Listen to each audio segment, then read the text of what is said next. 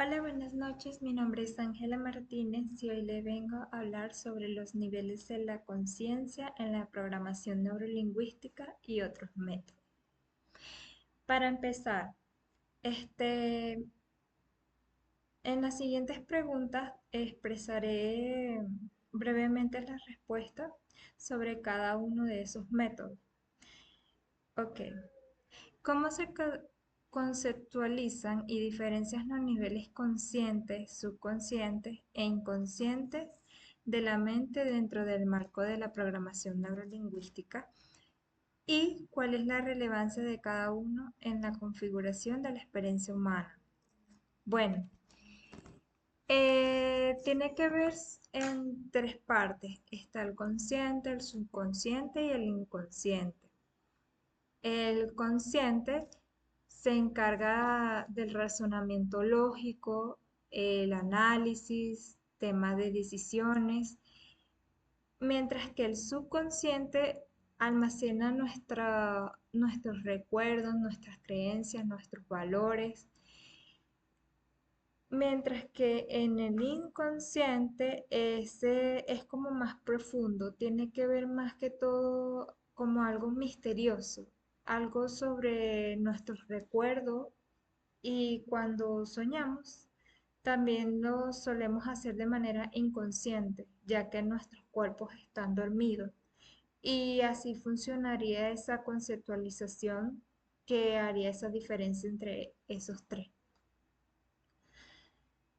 Eh, ¿Cómo son las señales de acceso observables, visuales, auditivas y kinestésicas que permiten a un practicante de la programación neurolingüística identificar el nivel de la mente desde el cual una persona está operando predominantemente y cómo se interpretan estas señales en el proceso comunicativo?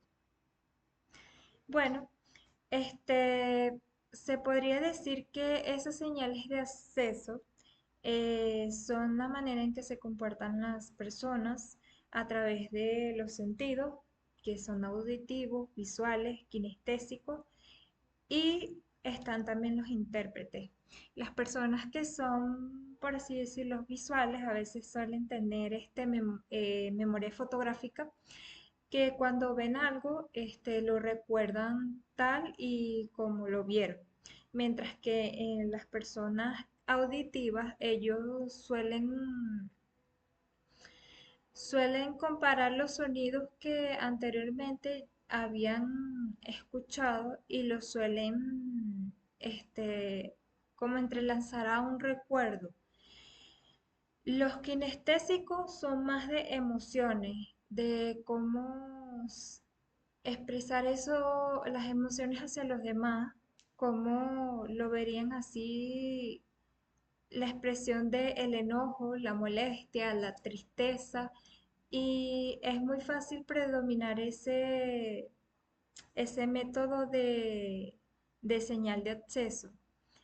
También están las personas intérpretes, que las cuales pueden entenderse con esos tres niveles de señales de acceso, las cuales se ajusta fácilmente.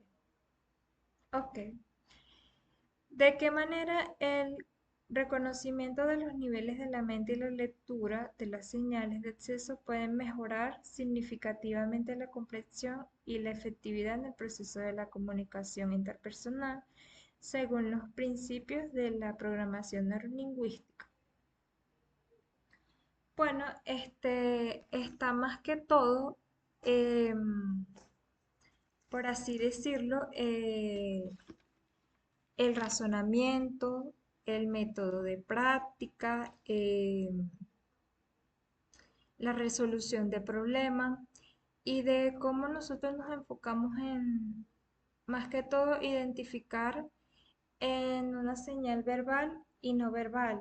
Eso quiere decir que, más que todo, usando la reducción de malentendido.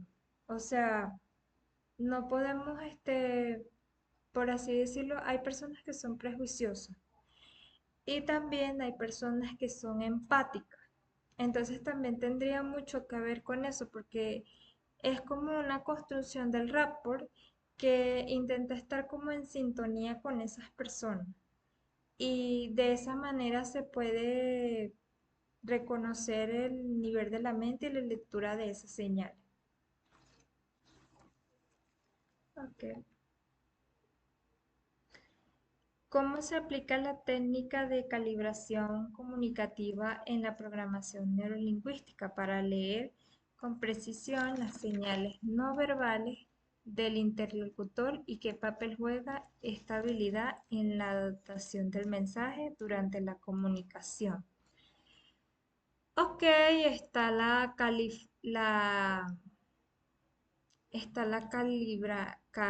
calibración comunicativa que lee señales no verbales, que también eso se expresa a través de emociones. Si una persona dice, ay, hoy yo me siento muy molesta, eso quiere decir que esa persona está expresando que se siente molesto, pero al mismo tiempo esa persona está dando un sentimiento no verbal, un lenguaje no verbal. Y con esto también iría que este método rapport iría en sintonía con esa persona. Ok. Mm, ¿Cuál es el propósito del acompañante en la programación neurolingüística y cómo su aplicación consciente, verbal y no verbal facilita la construcción de rapport y la generalización de confianza en el proceso de comunicación y mediación?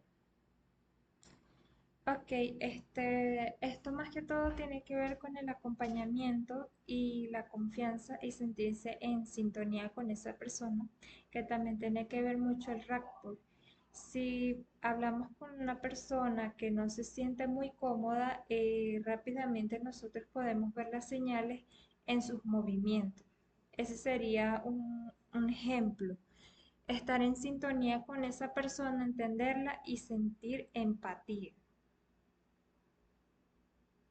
¿Ok? Cómo el metamodelo del lenguaje de la PNL permite identificar y desafiar las omisiones distorsionadas y generalizadas en el lenguaje de una persona y qué beneficios aporta esta técnica para clasificar la comunicación y obtener información precisa en contextos como mediación. Bueno, el metamodelo es más o menos como una omisión. Esa omisión se suele mucho distorsionar y se generaliza. Las personas que a veces no se suelen entender unas con otras se suelen generalizar mucho. Entonces, cuando aplica, otra vez mencionando el método del rapport, esta persona intenta sintonizar con esa persona y siente que la entiende, porque es un sentimiento más que todo de empatía, como dije anteriormente, porque así lo ve esa persona y se siente en sintonía con esa persona.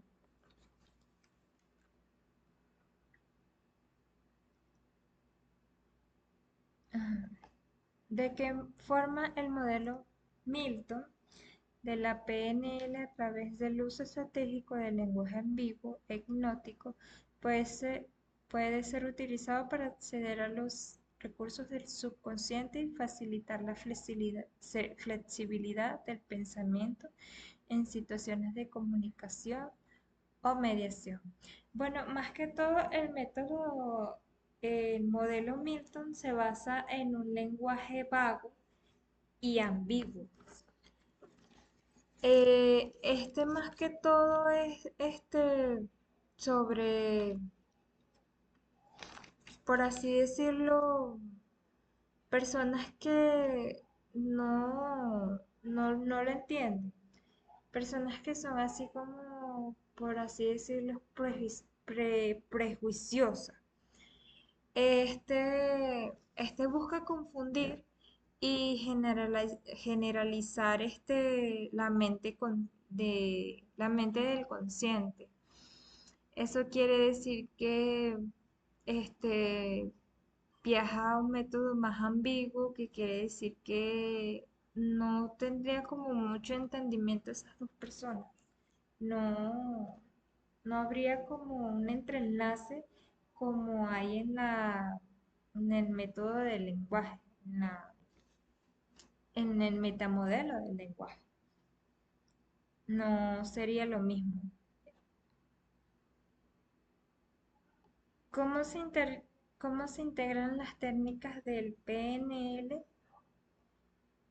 Calibración, acompañamiento, metamodelo, modelo Milton, específicamente en el contexto de la mediación de conflictos para mejorar la comunicación entre las partes y facilitar la búsqueda de soluciones consensuadas. Bueno, como mencioné anteriormente, esto lo suelen hacer las personas que son muy intérpretes, que suelen tener como adaptarse a cada una de, esa- de esas personalidades, de esos métodos. Entonces hacemos como el acompañamiento de todo eso, el auditivo, kinestésico y visual. O sea, yo vi algo que, por ejemplo, no me agradó, sentí una emoción de que estoy molesta, oí algo que también me molestó y lo interpreto de una manera en que no me agrada. Entonces, cuando la otra persona lo entiende, entiende que esa persona no se siente bien.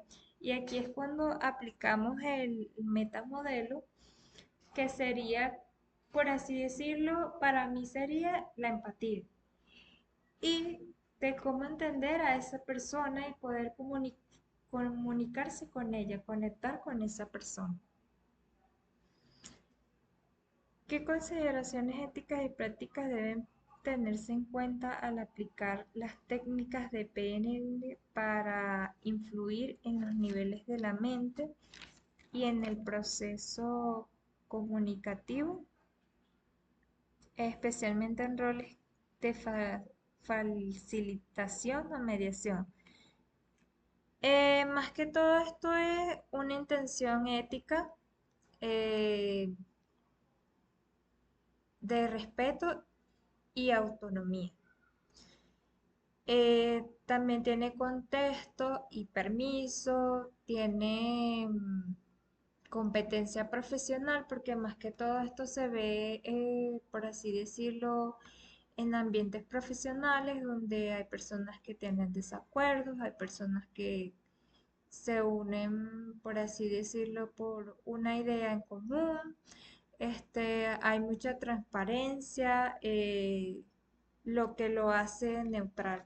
Esto más que todo es sobre algo así como el método ambiguo, que es más de las personas que son como, así decirlo, personas intérpretes, pero intérpretes ambiguos. Como el entendimiento de la interacción entre los niveles conscientes, subconsciente e inconsciente, junto con el dominio de las técnicas de la programación neurolingüística, puede empoderar a un comunicador o mediador para navegar y transformar patrones de comunicación ineficaces. Esto más que todo tiene que ver con la lectura profunda, la lectura profunda del interlocutor hacia el emisor, transformación de patrones ineficaces, y un dominio más consciente, porque eso tiene que ver más que todo con la conciencia y cómo entender a esa persona. Este, por así decirlo, más que todo tiene que ver con la persona intérprete a la que se le llega el mensaje y puede llegar a tener diferentes reacciones, ya que cada persona tiene, por así decirlo, diferentes opiniones, pero aún así se puede intentar entender cada uno de esos puntos.